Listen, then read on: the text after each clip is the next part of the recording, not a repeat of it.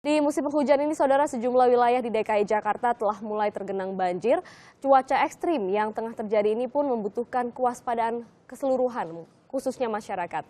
Dan untuk membahasnya telah hadir di studio Sapa Indonesia Kompas TV, Kepala Sub Bidang Prediksi Cuaca BMKG Agi Wandala Putra. Selamat pagi, Mas Agi. Selamat pagi, Mbak. Dan hadir juga Abdul Halim, Direktur Eksekutif Pusat Kajian Maritim untuk Kemanusiaan Walhi. Selamat pagi, Mas Halim. Dan kami juga telah terhubung di saluran telepon, saudara, dan ini adalah untuk Kepala Dinas Tata Air DKI Jakarta, Bapak Teguh Hendrawan. Selamat pagi, Pak Teguh. Selamat pagi, Mbak Glory. Iya, kita akan sama-sama berbincang mengenai cuaca ekstrim. Sebenarnya betul kalau saya menyebutkan cuaca ekstrim, Mas Agi? Iya, sebenarnya kalau bilang cuaca ekstrim di periode ini sebenarnya sih kurang tepat ya. Karena di Januari, Februari ini merupakan periode daripada puncak musim hujan di wilayah Indonesia. Nah, jadi puncak musim hujan masih diprediksi akan sampai akhir Februari? Ya, betul sekali. Ya, bisa kita lihat pemetaannya di daerah-daerah mana saja yang rawan untuk banjir karena curah hujan yang tinggi untuk Jakarta? Ya, ketika kita bicara tentang distribusi hujan ya, sebetulnya di akhir Januari hingga Februari dinamikanya sebenarnya cukup beragam ya, di mana kita ketahui 2 minggu yang lalu kita fokus bicara masalah hujan lebat di Bali, kemudian NTB, NTT, bahkan banjir juga beberapa kali terjadi di Bima, kemudian juga di sekitar wilayah Sumbawa, dan itu memang cenderung menurun dan kemudian sedikit bergeser ke wilayah yang ada di barat ya. Dan untuk periode saat ini yang perlu diperhatikan juga oleh masyarakat, memang di tahun ini kalau kita bicara cuaca ekstrim, sebetulnya dari intensitas itu tidak terlalu tinggi, Mbak, sebetulnya. Tapi frekuensinya yang meningkat. Jadi kemudian sering begitu ya sepanjang hari, meskipun hujannya tidak terlalu lebat. Betul, betul. Jadi kalau dari pengukuran seperti hujan yang terjadi di wilayah Jakarta kemarin pun, intensitas yang terjadi antara ringan hingga sedang secara umum, hanya di sekitar wilayah selatan saja yang masuk kategori lebat. Artinya apa? Memang hujan cenderung terjadi secara kontinu ya. Jadi beberapa hari yang lalu, kurang lebih 5 harian ya, hujan terus mengguyur sekitar wilayah Jakarta, apalagi di wilayah selatan, sehingga distribusinya memang cukup merata untuk wilayah Jabodetabek ini ya. Ditambah intensitas memang cenderung lebih tinggi di wilayah timur dan juga selatan, sehingga mengakibatkan akumulasi hujan secara beberapa hari ini memang cukup tidak bisa tertampung begitu ya dengan kemudian saluran air yang ada di Jakarta. Nah, pertanyaan saya kemudian ke Pak Teguh ini. Pak Teguh, tadi diprediksi masih akan terjadi lagi hujan yang konsisten ini sampai ke akhir Februari. Bagaimana kesiapan untuk rumah-rumah air atau pintu-pintu air yang ada di Jakarta? Ya, kita ketahui bersama tadi sampaikan dari BMKG benar bahwa intensitas hujan sekarang di Jakarta 6 hari kemarin ini boleh dikatakan cukup tinggi ya. Kalau istilah BMKG, BPBD mengatakan hujan ekstrim bahkan disampaikan kepada kita. Seperti tahun kemarin di 2016 juga diprediksi ada La Nina yang hujan terus-menerus.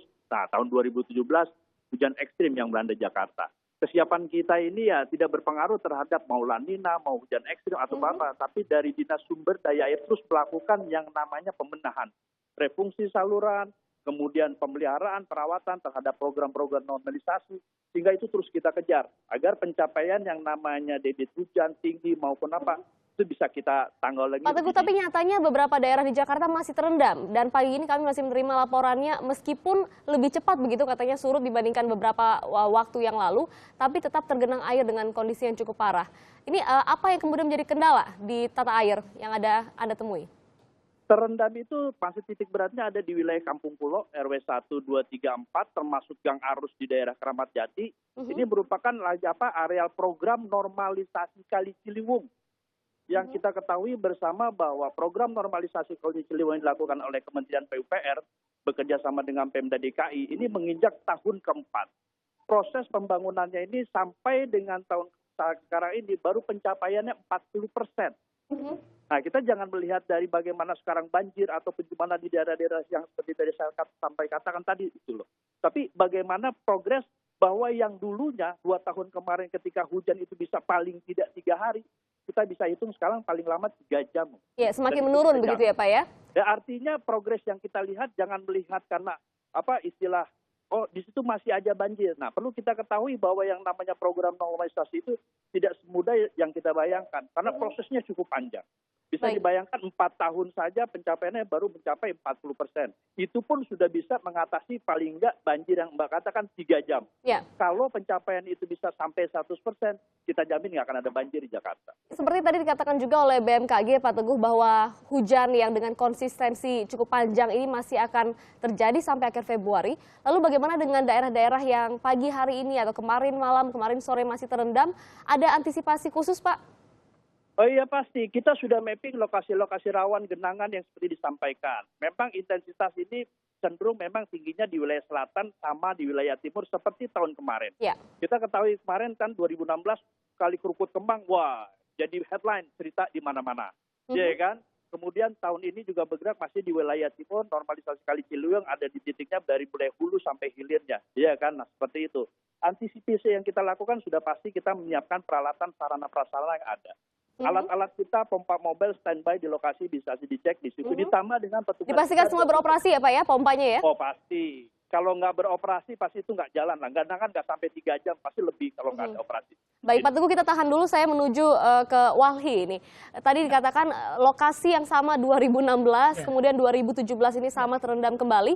Anda melihat dari sisi lingkungan hidup, sebenarnya kontur seperti apa yang menyebabkan rawan banjir daerah ini? Oke, fenomena banjir di tahun 2017 ini menunjukkan bahwa fenomena kerusakan lingkungan itu sudah semakin masif terjadi oleh karena peruntukan lahannya menyalahi aturan yang sebagaimana mestinya.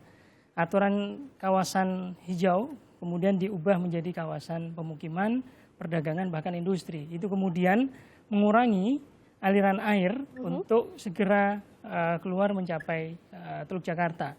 Inilah kondisi yang kemudian terjadi dan tidak hanya disebabkan oleh banjir kiriman dari Bogor semata, tapi juga tingginya intensitas hujan sekalipun skalanya sedang dan ringan, karena terus-menerus maka kemudian menimbulkan genangan di banyak tempat. Nah, sehingga menjadi penting bagi pemerintah Provinsi DKI Jakarta untuk tidak hanya mengurus proyek normalisasi sungai, tapi juga penting untuk kemudian mengedepankan rekayasa teknologi. Bagaimana kemudian pemukiman yang sudah terlanjur berdiri bisa tetap mereka tinggal di sana, tapi kemudian air bisa lalu lalang dengan cepat tanpa biaya tinggi. Ya, jadi harus ada teknologi yang kemudian diterapkan di daerah-daerah. Betul, karena itu dimungkinkan menurut peraturan daerah ya? RT RW Jakarta. Sangat dimungkinkan, hanya kemudian tinggal political will pemerintah Provinsi DKI Jakarta melakukan itu.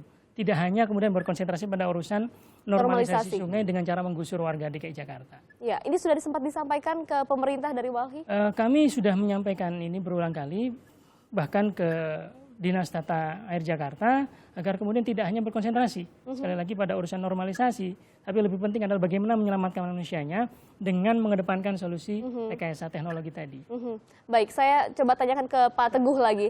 Pak Teguh, ada masukan untuk tidak hanya konsentrasi kepada normalisasi sungai saja atau juga kali, tapi ada kemudian potensi di perumahan atau permukiman yang seharusnya tidak diperuntukkan untuk daerah padat penduduk, begitu untuk bisa membantu warga tidak terendam banjir. Apakah ini sudah kemudian diketahui? Ya, jadi tadi saya sampaikan bahwa program normalisasi itu sudah dilakukan tahun keempat saja mencapai hanya 40% untuk program infrastruktur.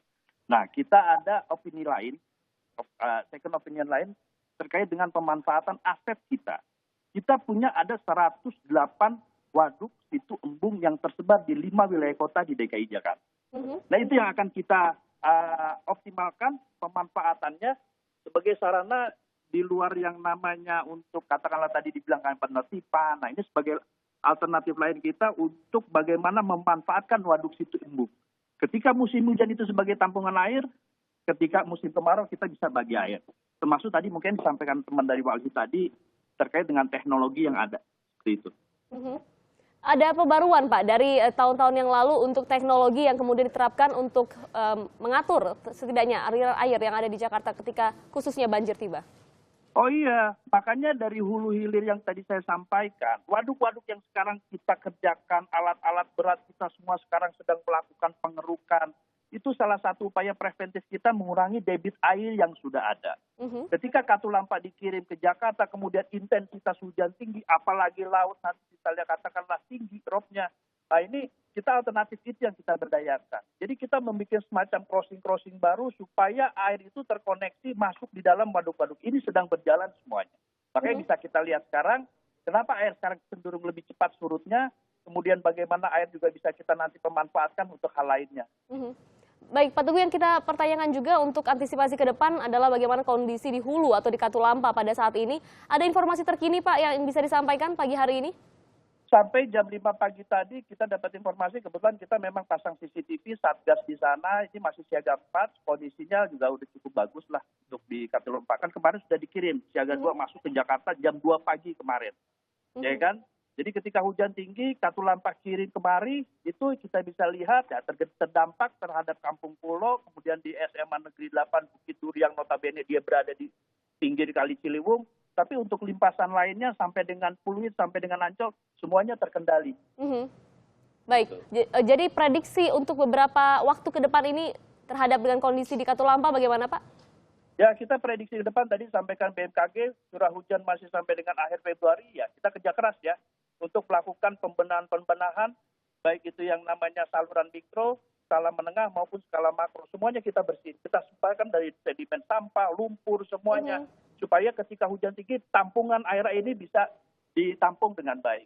Baik, yang pasti adalah pompa bekerja, kesiapan antisipasi untuk datangnya debit air yang cukup banyak itu sudah siap semuanya, Pak Teguh ya? Pasti, saya informasikan di sini. Jakarta ini ada 138 rumah pompa yang tersebar di 5 wilayah kota.